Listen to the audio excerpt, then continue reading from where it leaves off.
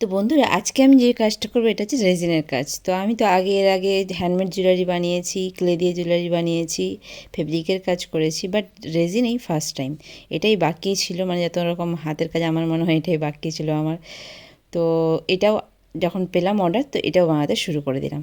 তো দেখো এখানে মোল্ডের রেজিনটা আমি ঠিকঠাক অনুপাতে মিশিয়ে, তার সঙ্গে গ্লিটার মিশিয়ে আমি এখানে গোলাপের পাপড়ি দিয়ে একটা অর্ডার ছিল, তাই গোলাপের পাপড়ি দিয়ে এটা একটা মোল্ডে দিয়েছি, আর একটা ছিল ঝাউ পাতা, তাই ঝাউ পাতা আরেকটাই দিয়েছি। তো এটার উপরে আবার একটু রেজিন দেব। তো যতগুলো অর্ডার ছিল সবগুলো আমি একদিনেই করে নিয়েছি, আর প্রায় সেম সেম একই রকম অর্ডার ছিল।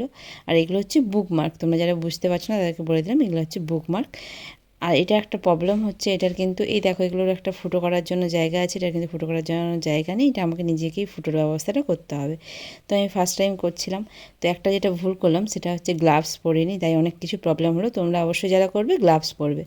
তো আমি ফার্স্ট টাইম করছিলাম, ভাবলাম কী হবে, আমি জানতাম গ্লাভস পরে করতে হয়, তো তাতে আমার অনেক কিছু প্রবলেম হয়েছে। সেকেন্ড টাইম অবশ্যই আমি গ্লাভস পরে করবো, তোমরা যারা করবে অবশ্যই গ্লাভস পরে করবে।